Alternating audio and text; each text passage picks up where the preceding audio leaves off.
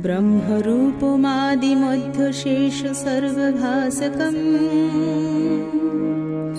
भावषट्कहीन रूप नित्य सत्यमद्वयम्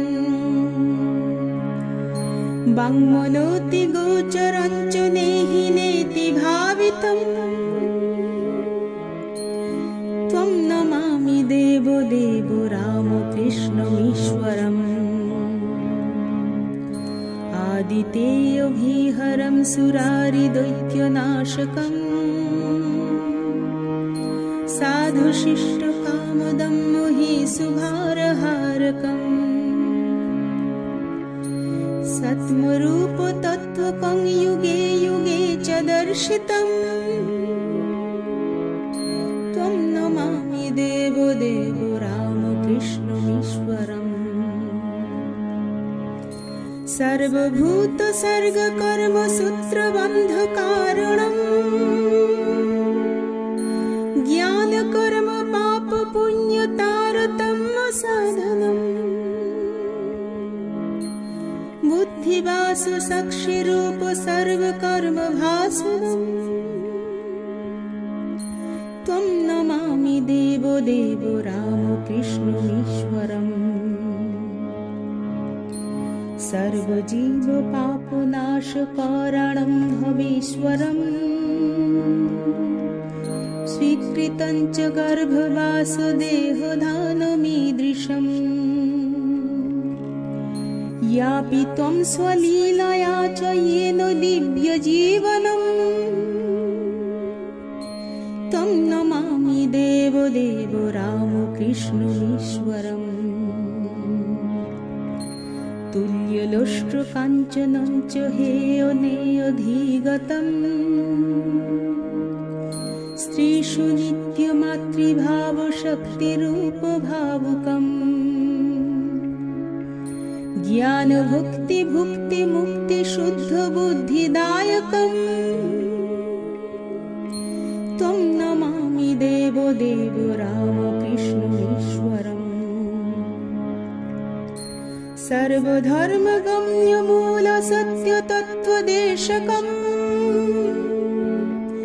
सिद्धसर्वसम्प्रदायवर्जितम्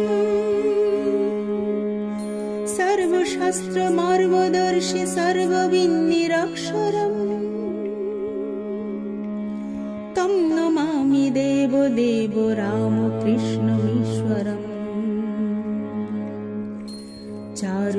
चारुदर्शकालिकासु गीतचारुगायकम्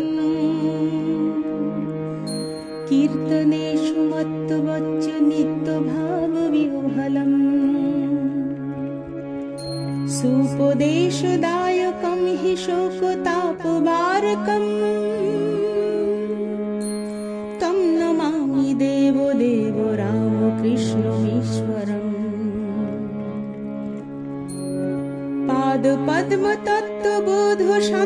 पादपद्मतत्त्वबोधशान्तिसौख्यदायकम्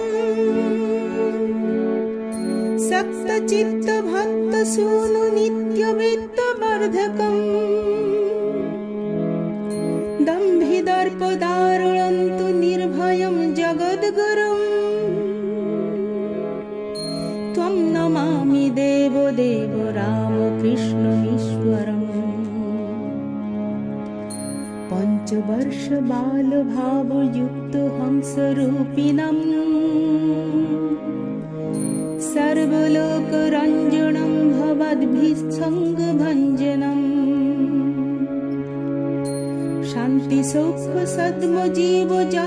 शान्तिसौख्यसद्मजीवजन्मभीतिनाशनम् तं नमामि देवो देवो रामकृष्णमीश्वरम् धर्महानहारकं त्वधर्मकर्ममारकम् लोकधर्मचारणं च सर्वधर्मकोविदम् त्यागि गेहि सेव्य नित्यपानं हि पङ्कजम् तं नमामि देवो देवो रामकृष्णमीश्वरम् स्तोत्रशून्यसौमुखं सर्वं सदेशभावव्यञ्जकम् नित्यपाठकस्य वै विपत्तिपुञ्जनाशकम् स्यात्कदापि जापयागयोगभोगसौलभम् दुर्लभं तु रामकृष्ण रागभक्तिभावनम् तं नमामि देवो रामकृष्णमीश्वरम् तं नमामि देवो रामकृष्णमीश्वरम् तं नमामि देवो